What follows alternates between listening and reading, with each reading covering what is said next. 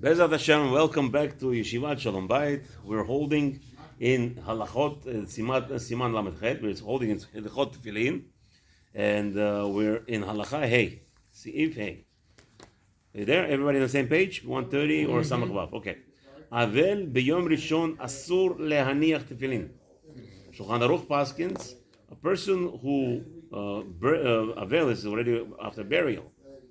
So, מכאן ואילך חייב אפילו באו פנים חדשות. מה זאת אומרת? So he says like this, אבל ביום ראשון, somebody who has, he didn't say onen, so onen is בכלל. So, onen is not. But what does ha'avel mean? So let's say he was buried on the third day. Let's say Reb Chaim Kanievsky was lifted Friday. They buried him on Sunday. So the Sunday they became avelim? So the what? They didn't keep, they didn't do Shabbos, they didn't make all the, what were they doing over there? On the don't prepare Shabbos. Onen.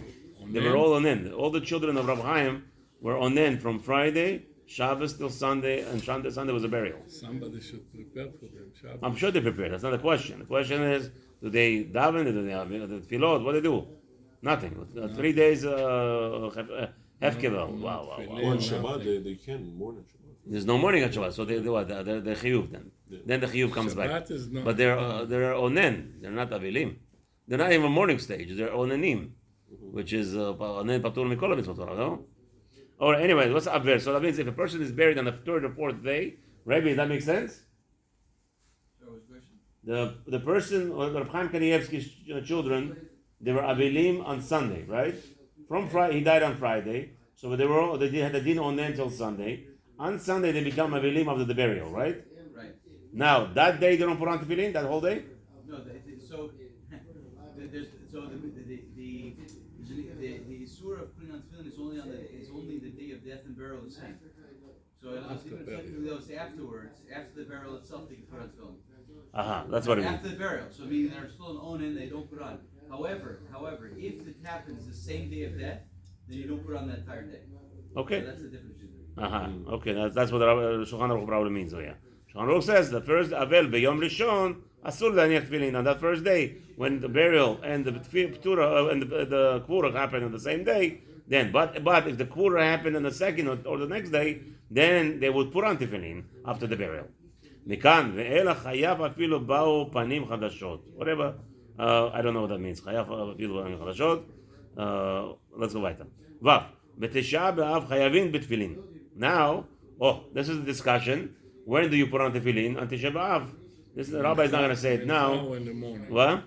Mincha time or morning time. Right. So we're not going to discuss it now. Just wanted to. The rabbi says on Tisha B'Av itself, you must put on tefillin.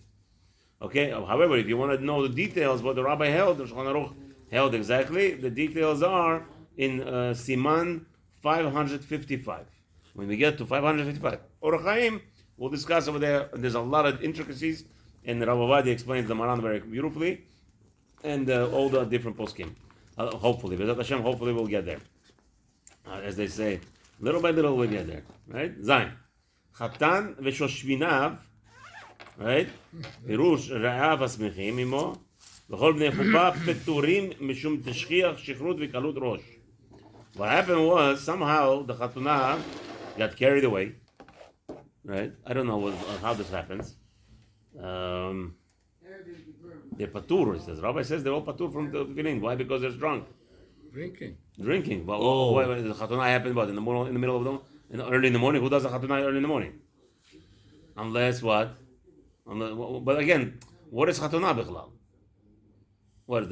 Every second that they're still dancing in the mitzvah, they're performing the mitzvah. All 7 days. I don't understand what it means. Okay. Because of drunkenness, they should not put on tefillin. Okay. Hopefully, we'll learn Mishnah Berurah. We'll have more clarity on that later on. Is that a Mishnah Berurah or This is Shulchan Aruch. That's Moran is telling you. Moran. Okay. Chet. כותבי תפילין ומזוזות הם ותגריהם התגריהם וכל העוסקים במלאכת השמיים פטורים מהנחת תפילין כל היום זולת בשעת קריאת שמע ותפילה. People who are כותבי, what is כותבי? Why doesn't he סופרים? Why don't סופרים? כותבי, okay, so go. חטא, well here there's a star. כותבי ספרים, תפילין ומזוזות, כך צריך לומר, there's a missing word of ספרים. כותבי ספרים ותפילין ומזוזות. Now, why are they patur? I mean, obviously, you understand why, right? Skim b'mlechet shamayim, he's telling you. Because the whole world right now doesn't have anything. They're mamish. This is בהנחת תפילין, כל היום זולת בשעת קריאת שמע ותפילה.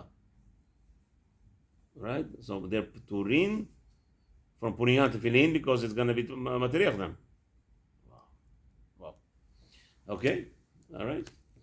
ואם היו צריכים לעשות, חגי, זה יהיה? ואם היו צריכים לעשות מלאכתן בשעת קריאת שמע ותפילה, אז פטורים מקריאת שמע ותפילה ותפילין. וואו.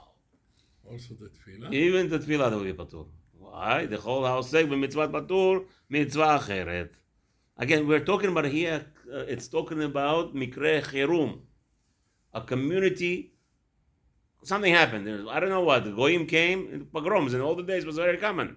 A guy comes in, they turn to burn all the Sefer Torah. They burn all the tefillin. They burn the mamish. This is called the goyim. They came against Torah. They want to fight against Torah. And now this is supreme.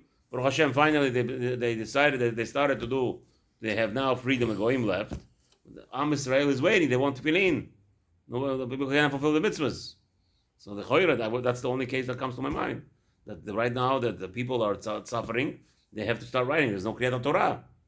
Imagine day in, day in, day out, they have to write Sefer Torah now. Shabbat? I don't know. No, Shabbos is Shabbos. But I'm saying, I don't know. Maybe it's Mikrei Chirubat Kadekach. I don't know. We'll see when we get there. Now, לפעמים, לכל העוסק במצווה פטור ממצווה אחרת, אם צריך לטרוח אחר האחרת. אבל אם יכול לעשות שתיהן וכאחד בלא טורח יעשה שתיהן. So the Rabbi says, this is talking about when a person is very, very tarud, is very pressed to fulfill a mitzvah, and therefore he's patur from other mitzvot. However, if you put Puran Tefillin, and it's not going to stir you, you're writing Sefer Torah, then do it. Halacha 10. How did the Tanaim do it? The Tanaim wrote Sfarim, they were all Sofrim, and they had always Tefillin. So maybe, again, the Chalishad had the wrote, we are all weak people. הלכה ט' מצטער ומי שאינו דעתו מיושבת עליו ונכונה פטור מפני שאסור להסיח דעתו מהם. Now, תפילה, right, we said over here that the person who runs tefillin is going to be patur from bringing tefillin. He doesn't have mind. He's not a state of mind. He's too oppressed. He's too depressed. He's too suffering. That person should not put on tefillin because he will not be concentrating on tefillin. Okay? הקורא, הלכה י', הקורא בתורה פטור מהנחת תפילין כל היום זולת בשעת קריאת שמע ותפילה. So somebody is, I guess, קורא התורה, whatever, probably learning, right? And it's going to, again, we're talking about the person who is going to be inconvenienced or it will be hard for him to perform the task that is at hand. He is patur from putting on tefillin. I guess this is what we are, right? Baruch Hashem, we have yeshivas, we have kodelim, they're all learning, and they'll be busy with tefillin all day. They're not going to be learning properly. So we tell them to call your tefillins. Because then anyway, it's not going to be Masiach Da, they're not going to be concentrating properly. So we tell them, don't wear tefillin the whole day. Except for when you're davening in the morning. Lo Yudalev.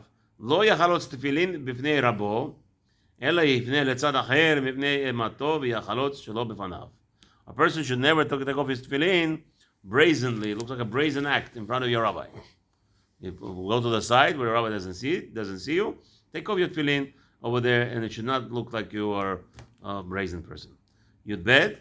היה צריך לתפילין ומזוזה ואין ידו משגת לקנות שניהם.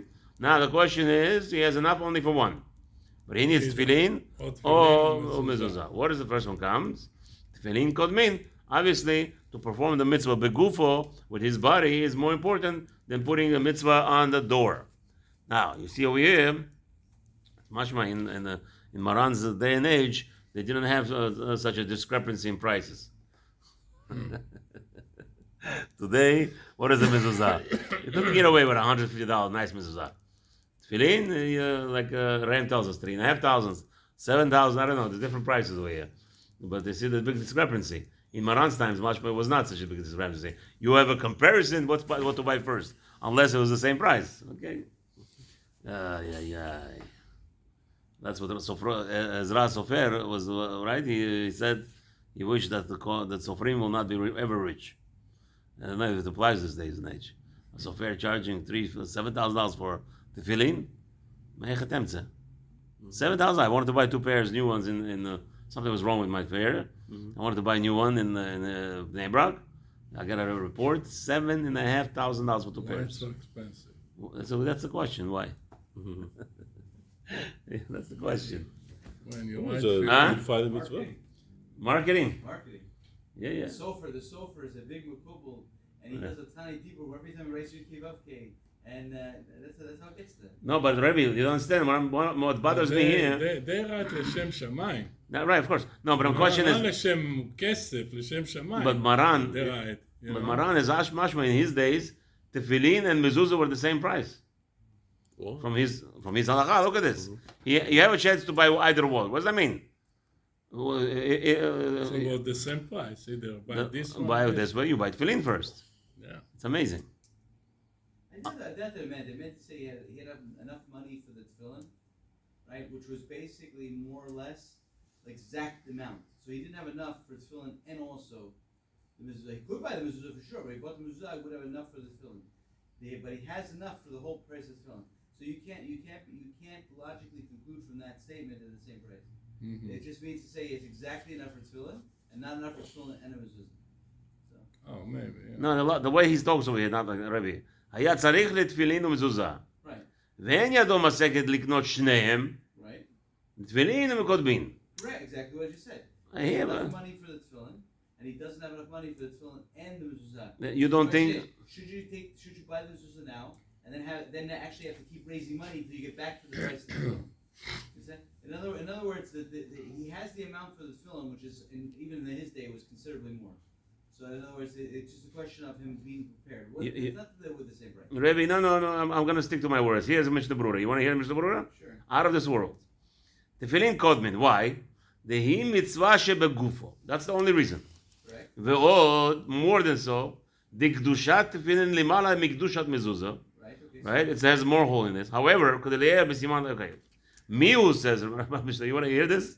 Miu ledidan, however, to our scenario, she'en manichin rak b'shat kriyat shema utfilah. Since we follow the Siman, Sif Yud Aleph, we don't put on all the time tefillin. If shar, right? So he says over there in that scenario, mashma, according to Magen Avraham, you would buy the mezuzah first. That's constant, yeah, because you know, that makes sense. But it's still it's good.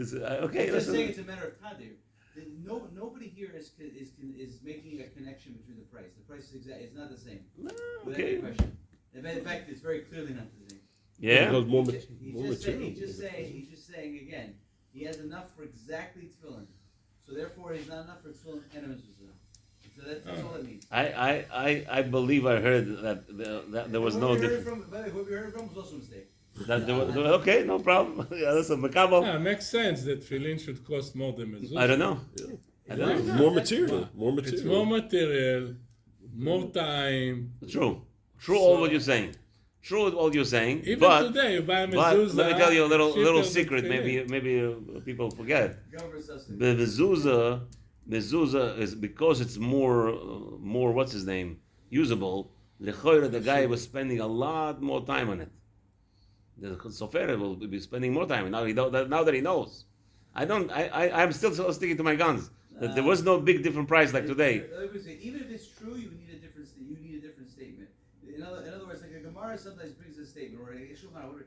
You need this statement from this statement you cannot derive logically that conclusion, even close to that conclusion. So Okay. if there's someplace else in Shas that says this one thing, but for sure here, there's no possible way under any of the chukim of a Havana that you can understand it. It's Bichlal not. It just says that you have enough money for both, which implies enough money for the tefillin and not enough for tefillin and mezuzah. Mm-hmm. All right, Right? He doesn't even write. You have enough money for mezuzah, right? And not enough money for mezuzah. It's the opposite. Even so. Doesn't mention the amount of money you have. Yeah. If No, it's it's okay. You could learn it. You have 10 shekel Rabbi- to buy mezuzah, and what do you buy first? 100%. This is the same price, okay? You Right, can call it 100. same price. The way They the way don't that mention amount of money that you have. Again, well, listen, what Metzius? You could check it out very easily. Okay. You could see 500 years ago, the Sofrim were the same price, they were charging the same thing. Maybe not, maybe yes. We don't know. There's still a practical manner of the fact that they spent a year preparing the batim. It's still a practical. No, we're not talking about batim really. What? We're talking about tefillin itself. Yeah. Now you have five. Now you have a total of 5 klafim, not 1 klaf. So now you have 5 times the avodah just to produce it. Meaning, even if our forefathers were imbeciles, God forbid, right? He says there's no way the world was the same price. Okay. In fact, there's almost an insult to them to imply that the sofer would have the same price for both. I understand you're saying amount of work. The problem is the tefillin is smaller, and there's more work involved in the tefillin. Now, you want to say that they're medactic more in tefillin? I tell you what, unfortunately, I've seen some mezuzahs. that I don't know if you want to make. No, I'm saying they're medactic mezuzahs more. That's what I'm trying to say. No, that's what I'm saying. That's the dikduk was with more mezuzahs that Hashem Yerachem. So I don't honestly, but I hear what you're saying, but there's no way to derive They should be that medactic on from that both. statement. It doesn't matter. Why should But the be question medactic is, and this one on the this question is if Ezra, let's see, today nobody follows what the Ezra Takana. In the olden days, they followed Torah. And Mistama, Ezra made a Takana. This is what you charge. I don't want you to become wealthy out of it. Don't make money out of it. He didn't want So what happened Sofrim. today? No, I don't know what happened today. Sofrim are not supposed to be making money from the Sofrut. That's what he wanted. Okay. That's the Takana. So it could be that, that they had the same price for everything. It doesn't matter if the Sofer spend more time in writing. Right now, this is Melechet HaKodesh. I'm not making money off tefillin. That's not my business. So even there, the takana is on the times is a control over time spent, not necessarily a control of how much. In other words, he can't make money, but he still has 5 pieces of cloth. You still have to pay for the raw materials for 5 pieces. Okay. It makes no difference. Okay. So no matter how you slice, dice it, chop up, down, whatever else, these statements can't imply that at all. I don't know. Saying Okay. the cost is more for the tefillin Listen, than the mezuzah. maybe the tefillin, maybe the mezuzah was scarce. Who knows? Here we talk about the whole scenario, Rabbi. You hear this Maran? If you're writing tefillin and mezuzot, you patur from everything. Right? You patur from putting on tefillin. You're also in patur. Right. I'm sorry, but what kind of we can't even fathom such a statement. What are we talking about here? It's such a pikuch nefesh. Right now he has to write it. As long as it's not a mitzvah variant. But you see that it was scarce. They were both scarce. They were what? It was scarce. It's not like today we have plenty.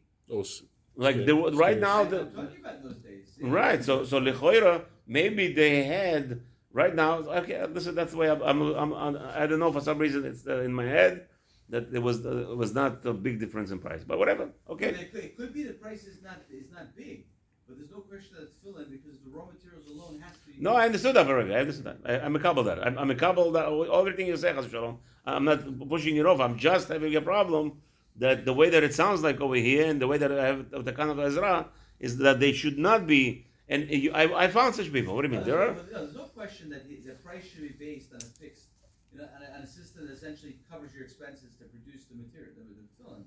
And the fact is that it became a profit center is definitely an issue. There's no question asked. But they'll tell you what the Chacham will tell you today. They'll tell you the same. Nobody will do it. Just like today you have a mikvah that runs basically that they heat up, right, for women, which is a sword. Today you have women go to mikvahs Erev Shabbos in the middle of the day. I walk by the mikvah to do tefillah kelim, and women were walking out of the mikvah. I couldn't believe such a thing. You start going through all the different zerot of the Chachamim they throw in the water. I bet. What's their excuse? Their excuse is that then the people won't have what they won't do it. Right. So the answer is they won't have sofer in that right filling. Yeah. So You're saying you can warm the water in the mikveh? the rabbi said, yeah, rabbi said, no. What happens if you go to a natural steam water place for mikveh? Can you use it as a mikveh? Like in Tiberia, you can use it as a mikveh? You're just not allowed to heat a mikveh. In other words, that's a separate issue. Okay. In other words, it's actually a xera to prevent the women from using bathtubs and their pools, which by the way happens a lot in Florida. In other words, to use it as a mikveh. I cannot tell you, because since I'm in a position where people ask me shadows on a day in, day out basis, how many times women have come to me thinking their pool was an okay mikveh. Why? What's the difference? My pool, their pool. You know what I'm saying? In other words, they couldn't make a difference between the two. So that means to say there's a problem. And there was also the fact that what do you mean? It's a spa and it's a mikvah. It's not a mikvah. You know what I'm saying? Mm-hmm. They didn't understand that plus the fact you can't make a bracha on a heated mikvah, right? And even within the room, you have to literally walk out of the room to make a bracha. Right. There's all kinds of different halachot that one triggers another, or triggers another. Once you start mevatel takana to chachamim, and it's a big problem. And we live in a society where every takana basically is hefker because otherwise they wouldn't do it. But by the way, that the first generation, that would be the appropriate thing. When you lived in Europe and it was frozen and people wouldn't go to the mikvah, that might have been an appropriate horat shah. The question is, if you're here in America or Florida, where the water comes out of the tap at 80 degrees, does it make sense that you actually have to heat it up to 95 degrees and the woman doesn't want to go to the mikvah because it's too hot now? 1 second. On Shabbos you have a problem or regular day mikvah? Every day. Every day you cannot wear on the mikvah? It's a xer of the chametz. It's very gemara. You cannot heat a mikvah. But the xer is mevatel, no 1,000 years. It's not. It was only in Europe, and Sparta never did it. It was only in Europe they did this. And it was, again, they were in the middle of Siberia. I understand. They wouldn't go to the mikveh if it wasn't. By the way, I'm not saying to you that it's puzzle. I'm just saying to you that the attitude is once something is permissible, they permit it outright. They're poured together. Rebbe, when we build a mikveh, we're not going to have hot water in the mikveh for the ladies? What? Of course I will. Oh, okay. The only question is there's ways to do it, by the way, that have less of a problem. Okay. So, I'm saying, again, by the way, obviously, it'd be an option also. It's like, my wife, when she goes to the mikveh, again, one of the mikvahs down here, she tries to be the first one, and if they don't have other people, she asks them not to turn the heater. So she kind of mitzvah properly. One second. Why can't? Wouldn't it be better just to go to the ocean and finish? No, that's not so that because it's like then a woman is conscious and she doesn't properly dip. So actually, we generally don't even allow a woman unless there's no choice. No, I'm talking about making you could build maybe like a shed and make it more tsanua. If you did, it'd be amazing. Like over here, look at this. We have this ocean over here. You tap into the ocean, and you own the deck. You put instead of a deck, you make the ones. Yeah, the original plan was actually to have two mikvahs over next door. One was going to be in the building that was going to be the mikvah we're going to build here, B'ezrat Hashem, and the second was actually just to do that, to build a shed over the area of the water and just dip in there. Now we don't know, we can't do it. But the original plan was to do that, and this way men could use it, other people could use it, and it would be natural dipping in the ocean. Yeah. But the problem is that again, or I had a couple other ideas that I wanted, but when I spoke to Rapalek from Missouri, he says it wasn't practical. But the point is that I'm saying I was just trying to make one point, which is that it's a bad attitude that we have this, that essentially that people don't restore back horat shahs that existed only in a certain time period for a certain reason. There, the reasons mevatel, the tam is mevatel. It's not xera. The bittul is gone, and that's part of the problem. We're not doing that. But again, you say not practical, Rebbe. If there's money, we'll do it. No, we could still do it if there's enough money. Of course. B'ezrat Hashem. Let's go. Bekarov. Yud Gimel. Menudeh umetzorah asurim leaniach tefillin.